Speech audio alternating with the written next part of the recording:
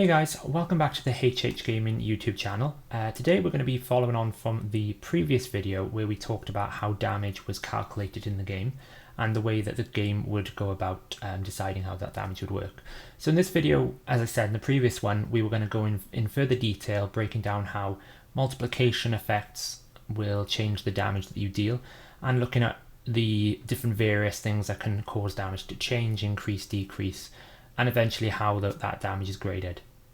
And then at the end of the video, we're going to be talking about the damage grades as a category that the Hell Hades website puts together so that it kind of summarizes all the calculation and math and gives you a definitive answer is, does this champion deal damage?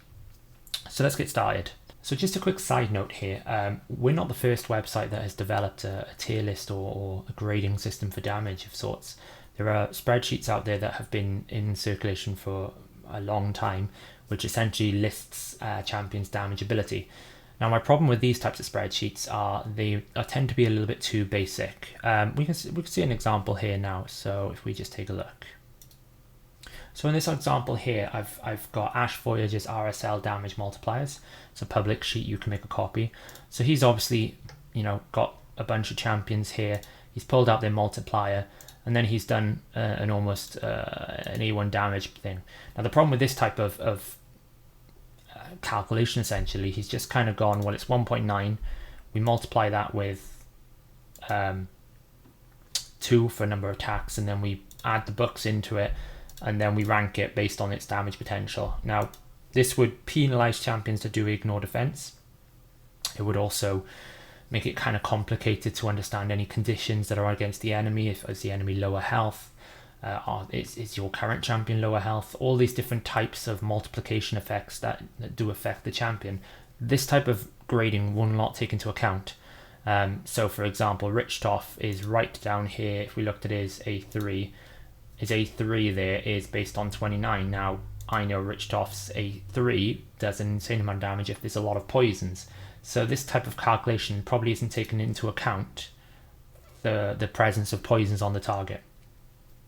There are other ones out there. Here's another example of a very detailed and I would say not very user-friendly spreadsheet. Although it is much more detailed, and he's tried to attempt to create more conditions and almost reach that kind of realistic battle scenario, which we'll talk about later.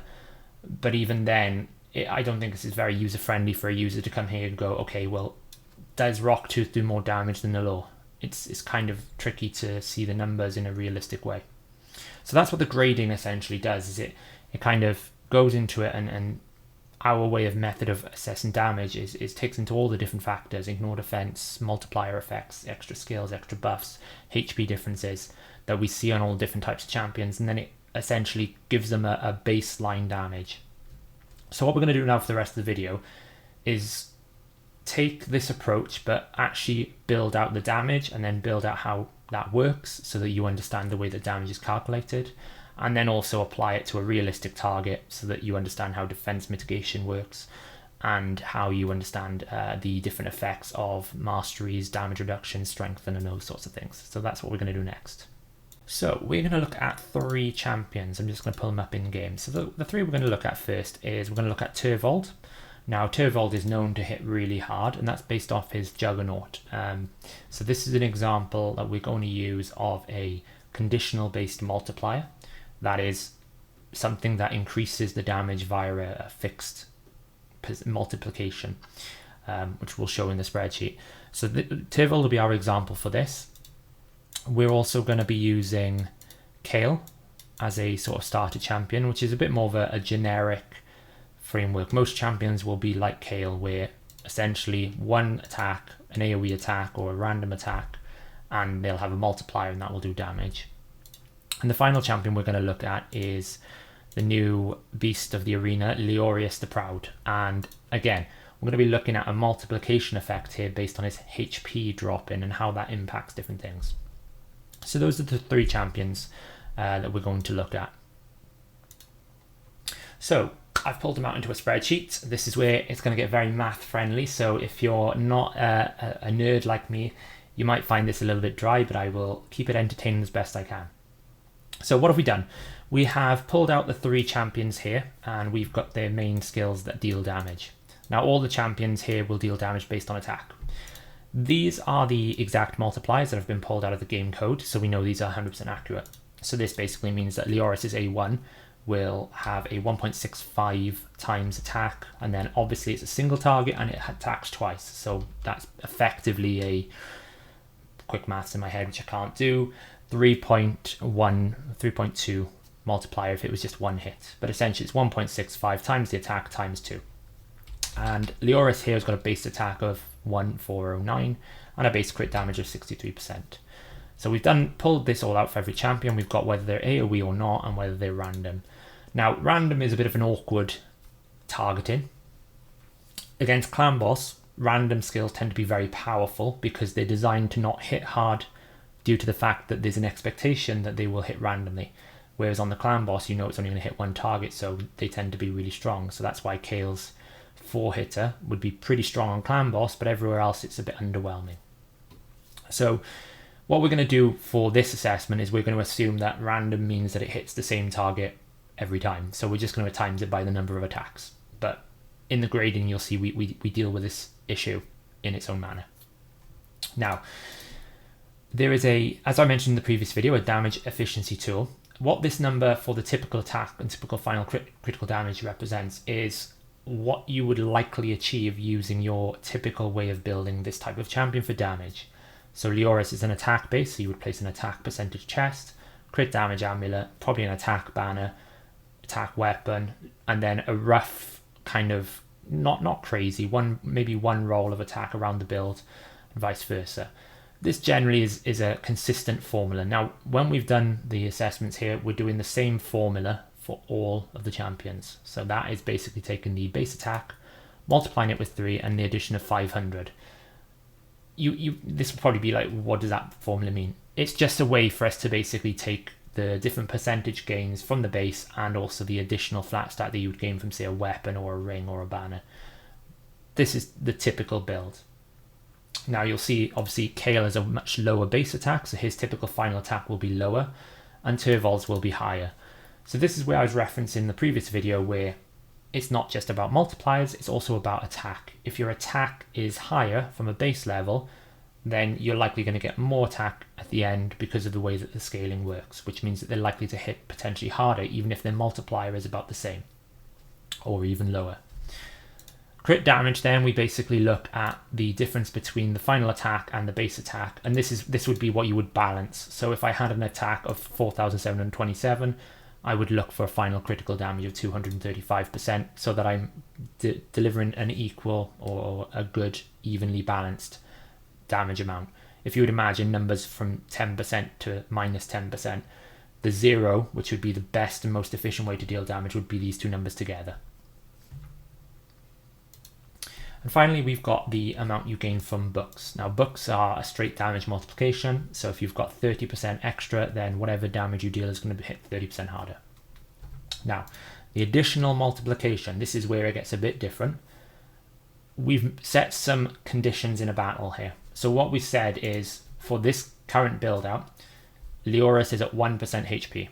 Now, if you were running him in arena, that's what you would aim to do. You would go second and it would hit. And he would be sort of immune and sort of immortal because of his passives. But effectively, he's going to gain an extra 99%. And then on his A1, we're going to assume you're hitting a target less than 60%, just to see what the numbers will be.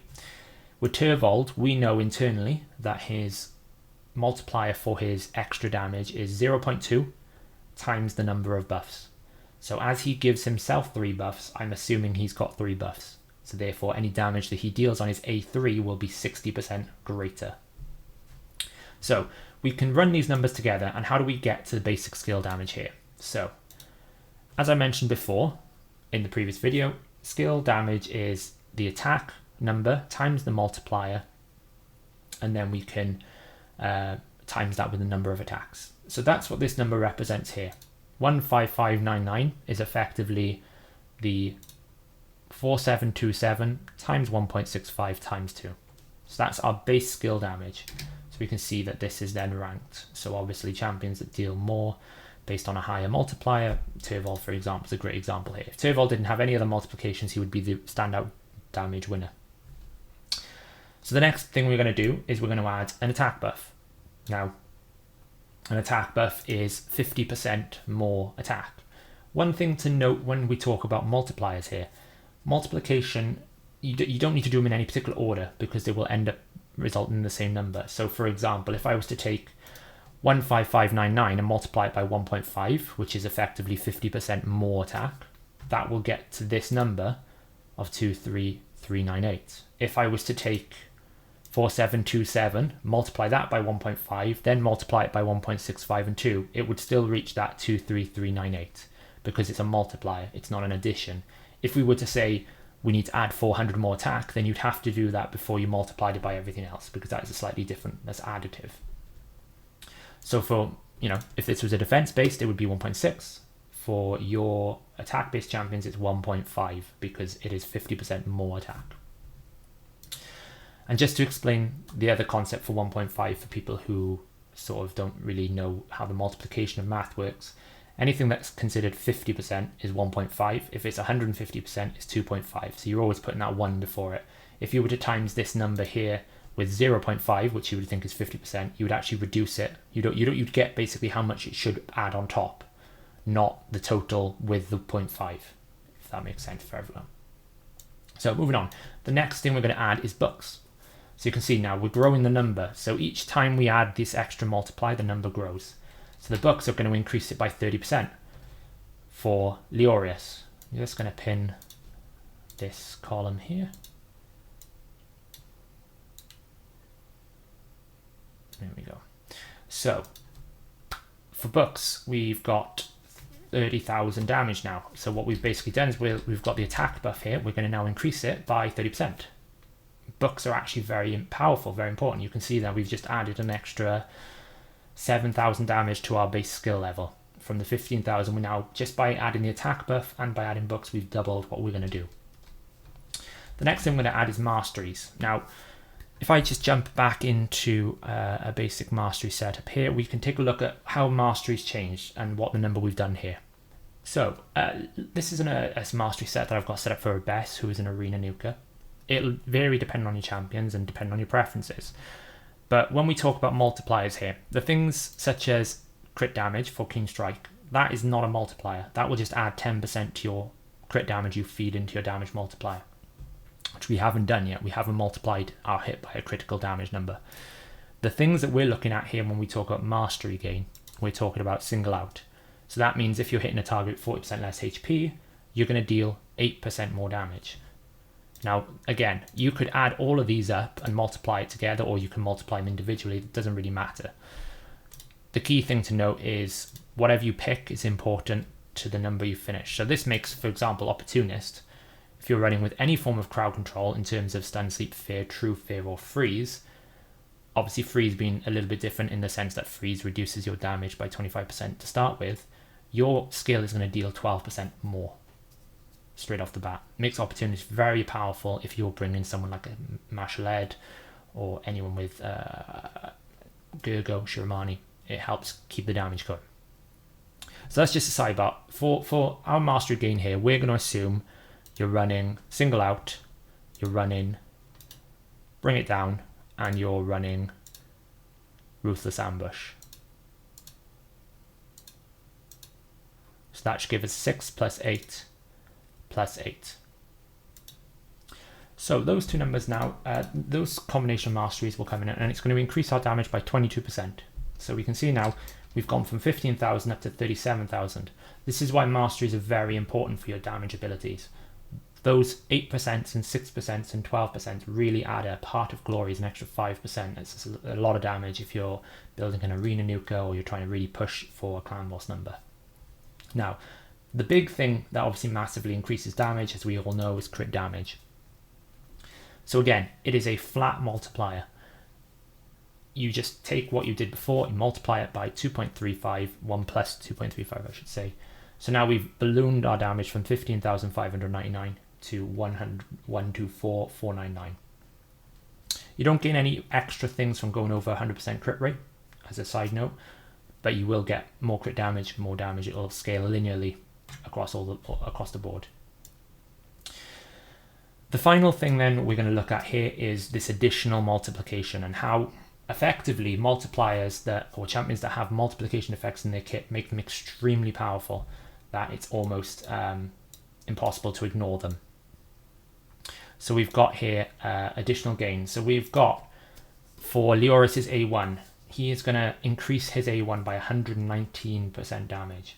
So that takes that 124 and effectively over doubles it. That's what makes him very strong in Arena. His passive is what makes him really strong, rather than his abilities in himself. When we're looking at someone like Kale, we started at 18,000 here, and we're now up to 26,612. 14,350, and we're now up to 107,000. Now notice he obviously doesn't have any additional multiplication, so his crit damage gain is effectively his additional gain number here. And then the next final thing that you will probably have on the target, if you're running it or not, is weaken. Now weaken is a straight 25% damage increase on the target, and it affects everything. It affects War Master, Giant Slayer. The only, I say everything, the correction that it doesn't affect is HP burn or poison, but it will affect War Master, Giant Slayer procs. It will affect the damage that you deal, and it will also affect any reflect effects you put back on them. It's effectively, if I've got weaken on me, I take 25% flat damage, and it's the same if you had weaken debuff on your champions. Whatever they would receive, it's going to be multiplied by 1.25. So that basically gets us here to a final raw number, and what I mean by raw here is a pre-mitigated, before I send that damage to the enemy, this is the number that I've calculated from all the different effects that I have in my kit, my books, my crit damage, my masteries, my attack buff, and we throw that on. Weaken being the exception here. Obviously weaken on the target would just multiply the damage raw. But the weaken, again, as I said before, these are all multiplier effects. Whether it happens before or after you apply damage reduction doesn't really matter, because it's a flat multiplier of a percentage, so it'll be consistent regardless. So we can see the impact of having attack buff, books, masteries, crit damage is actually resulting in these abilities increasing by 2,000%, some of them. Obviously Leoria says is big, 99% passive, but even Kale. Now here's an example of how those multipliers would be consistent. Each one of his skills is increased by the same amount in a percentage. Even though their damage numbers are different and their multipliers are different, the multiplication effects consistently increase those numbers. If I were to say give Kale a 10% across the board additional multiplier, if we just make these into a percentage, then again it's still 932%. So it's a consistent thing that happens. When we talk about the grading after we've completed this section, you'll see how we don't take into account a lot of these multiplication effects because of this factor that they effectively don't adjust the way things sit in order. A champion will deal either a fixed amount more or fixed amount less. Outside of this additional multiplication, if a champion has built in additional damage, then obviously that's factored. But things like masteries, crit damage, they will scale linearly regardless of the champion. So once we've got this final number, now we need to decide how we're going to hit and do damage. So the way that the game will randomize damage, so that it's not essentially mathematically the same number every time, is it creates a range of damage. So when I'm attacking a champion, my Leorius will have almost like a dice roll, and it will be either 10% more from that number that we've just calculated, or 10% less. And this is where we say you've high rolled or you've low rolled some damage, and why we sometimes see variability in clan boss runs. You can have a really bad run and basically be below that 0% a lot of the time. So what does this mean? It will pivot on a 1% interval, which means that mathematically speaking, you can actually work your way back and reproduce the number in a spreadsheet that has been delivered to the enemy that you've hit. So if we were talking just raw ranges here, we could see the most that Leoris's A1 could hit is 374,900, assuming you've got 100% crit rate.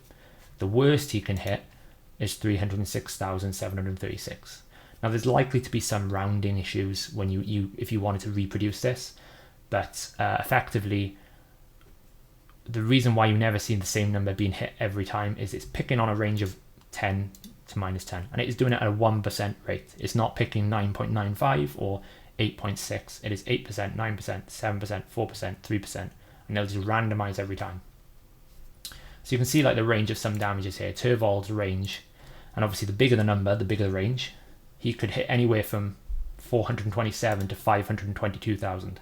So there's a potential of a 100,000 range on his A3 every time you hit. So if you high roll a run, you could be getting a lot more damage where you instead of low rolling. So that's ranges, and what we'll do now is we will go through how a champion can defend itself against this raw damage you're applying, and then how that affects in terms of the final ranges of the damage that these champions will do. So we've brought across the numbers that we calculated in the previous calculation, and we've plugged these in here. And what we're going to do is we're going to hit a target, and we're going to hit a target of 3,500 defense. Now, there is an equation that the game performs, which basically calculates your damage reduction percentage. I'll throw this up on screen. This is a fixed equation. It changes slightly if you're using defense down and ignore defense, but effectively it returns a percentage number of how much damage your champion or the target champion will reduce from this raw hit that we've got. Effectively, if I've got 3,500 defense and I had 0 debuffs on me, then my defense number would reduce the damage, any damage that I receive coming in, by 77%. So in this instance, for example, if I was dealing 1,000 damage, I would times that by 1 minus 0.77, and that would mean that I would take 230, which is effectively 23% what's left.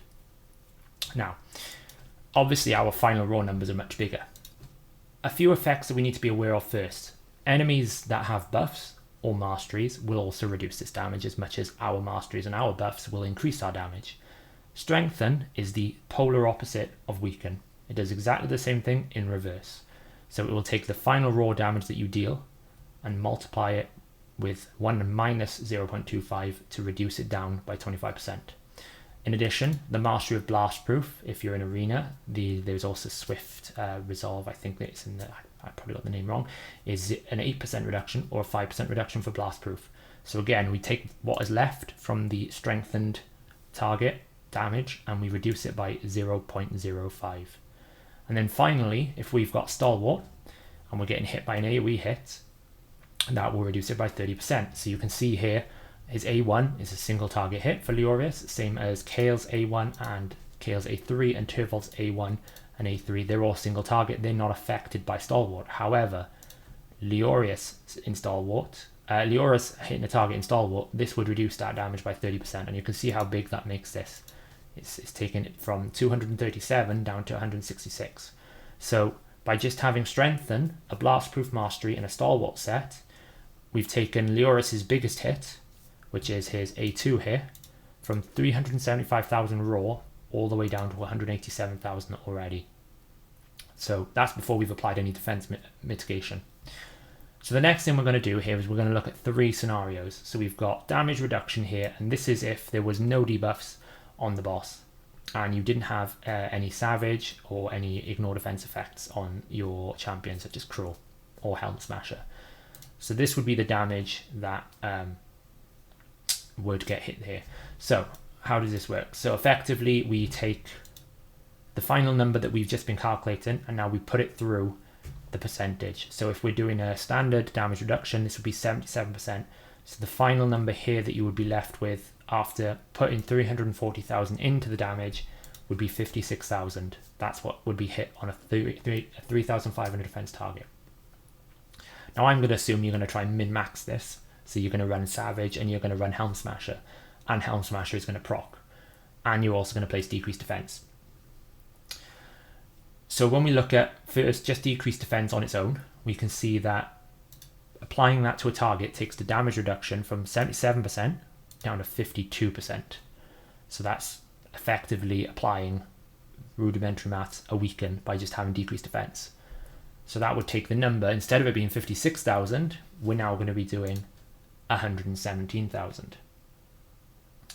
Now, if we're going to be doing defense down and ignore defense, we're going to look at the next number. So now, if we were applying ignore defense, we would take the number from that original 77%, we would apply the ignore defense, and that would take it down to 59%. But if we were to include both ignore defense and defense down, we would have 32% instead of that 77%. So that would take Leoris's original damage of 56,000 without any of those debuffs or Savage or Helm Smasher, and it would put it down to 100 and it would leave it with 165,867 damage, which is a huge difference. So that really does kind of show how decreased defense and ignore defense effects can be very powerful at a certain defense level. Obviously the defense scales pretty quickly early on in the curve. So the difference between 1,000 defense and 2,000 defense could be 40-50%. Off the top of my head, I can't remember. I'll find the chart and I'll share it for everyone watching. But in terms of this number, that's the difference. We take it from 77 to 32. So we end up with a final damage number here of all the abilities. And that basically gives you an indication of how much damage each champion does. And again, we can take that number and we can put it in the ranges. So when we're looking at a Turvold A3, he was doing 500,000. Now that we've applied it through the defense mitigations of the target, he's now doing anywhere between 208,000 and 254,000 on his A3. Again, same thing happens on a 1% pivot. So that's just an exercise of how the game calculates damage. I'm sure there's additional effects that we haven't factored in, such as poison. I haven't talked about HP burn. They're debuffs. They're not really about how skills is calculated. That's normally based on the target, and we can cover that in a different video. So on the Hell Hades website, there is a grading for every ability that deals damage. You can see I'm looking at Scylla the Drakes here, and we can see that her A1 has got a 3.5 times defense multiplier, and we've graded that strong. So how have we managed to achieve this? What we've done is we've created a realistic battle scenario.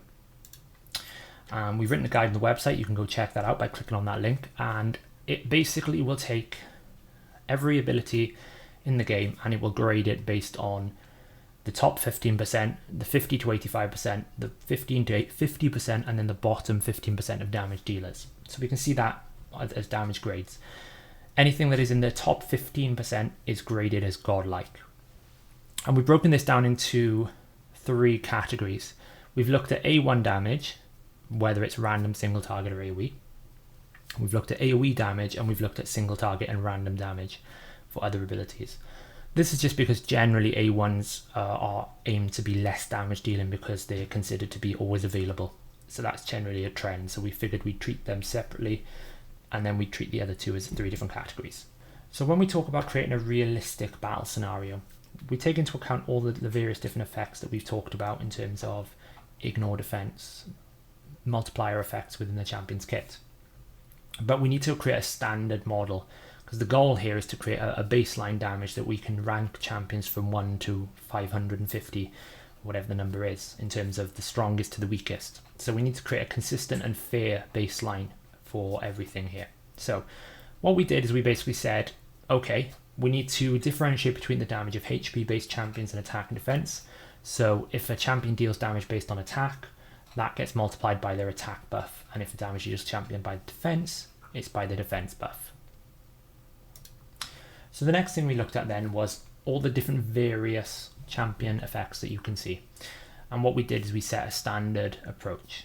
So we looked at all the different effects a champion can increase their damage on, and we set a baseline of consistency across the board. We tried to base this on the likelihood of a scenario happening, rather than it being based off the best or the worst case scenario. There's no point assuming that a champion is going to deal 100% of its potential if it's at 1% HP, if it did damage based on how much HP it was missing. So we tried to create a realistic environment. And we also took into assumption here that as you've built your champions, you're going to use them by the way that they've been designed. So you're not going to, you're not going to go, well, it doesn't hit that hard because you're at 100% HP when it needs to lose HP to deal damage. You're going to build them and run them the way that they should be run. So the first thing we looked at was the number of debuffs on an enemy. We set a lot of these, as you can see, at sort of a 50% ratio. So if a champion deals damage based on the number of debuffs, we know that there is a limit of 10. So we've assumed that 5 debuffs are present. There is a clan boss grading in the works where you can control how many debuffs are in one encounter. Therefore, we're going to probably rank all these champions based on a clan boss scenario, as it is very fixed and very controlled. I'm not going to run through this list. This list is available on the website, but effectively just a few extra obvious ones here. If it's based on the number of dead allies, we've set it at 3, assuming that you've got an arena setup, but it could grow to 4, so there's room for growth. In terms of Turvold, the example we were looking at, we've set it at, assume 5 buffs. Now, some people may consider 5 as quite difficult to get, but I've seen plenty of Seer comps and plenty of teams where you can maximize that damage. So Seer as an example, we've rated her as godlike because actually it's very difficult to sort of estimate that type of damage, but you know how many buffs she's going to strip from your team, the enemy team, how big is your team. So we've just set it as 5. A few things to note here. I mentioned the random versus single target.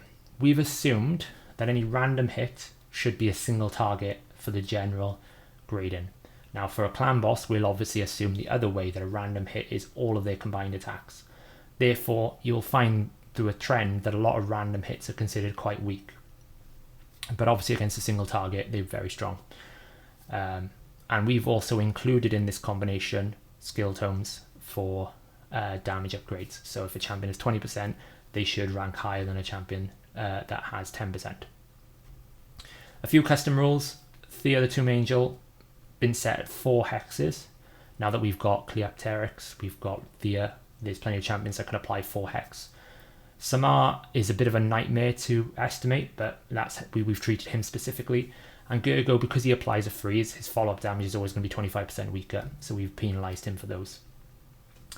Just a note on enemy max HP, we haven't got a specific value, but we've graded them as godlike because we're assuming you're going to hit a high HP target. And then finally, we've got 3 grades of defense that we pass all the estimates through. We've got a clan boss grade, which is 1,520, which is basically the Alt Nightmare clan boss. We've got a general damage, which is 2,500, and we've got an arena damage of 4,000. We've assumed this without any debuffs present. So obviously, if you're looking at the number that an arena damage would do in the spreadsheet that's available on the tier list, then you could assume whatever decreased defense would be about the general damage. But it's just to give you an idea, as if I didn't have decreased defense, who's the best? So what have we excluded? Masteries, Great Hall, Arena bonus, artifact sets, such as Savage and Cruel, and we haven't included any extra critical damage beyond the base critical damage. We've assumed that every skill will crit unless it can't crit, and we've only assumed a critical multiplier of 63/57. Again, this is to give a bit of a, one champion's got slightly more than the other champion.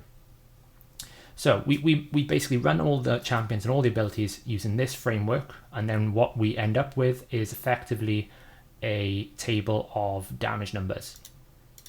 So we've got the table of damage numbers here. So what we'll do is we will take the first category, say as AoE, and we will take every AoE ability. Obviously this is lots of numbers that you're not going to see in specifics. If you want to see the specific numbers, there's a download on the Raid Shadow Legends tier list on the website. You can go and get access to. But we rank it from the strongest to the weakest. And then what we do is we go over here and we can see that the 15% mark is at position 69, and that number is 40,187.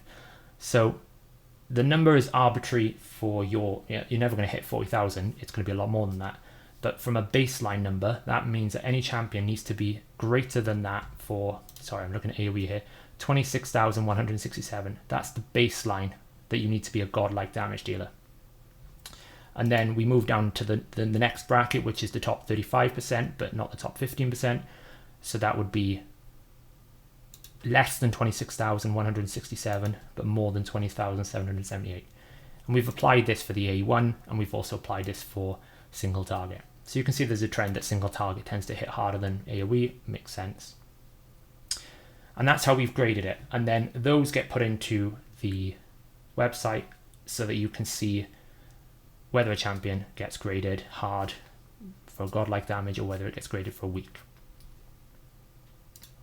So there you go, guys. A long video, a bit of a math exercise, probably in places a little bit complex, but hopefully you can use it as almost a reference point of understanding how damage is calculated, This series is designed for people who love the in-depth information, but we are trying to also create some content around sort of fundamentals and basics for everyone entering the game and starting a new account. If you have any feedback or any comments or any questions based on this video, please leave them in the comments below. And as always, if you like this content, please give the channel a subscribe. It helps us to continue developing content. The next video will be in a week's time, and we will be looking at more topics in greater detail in Raid Shadow Legends. So thanks for watching, and catch you again.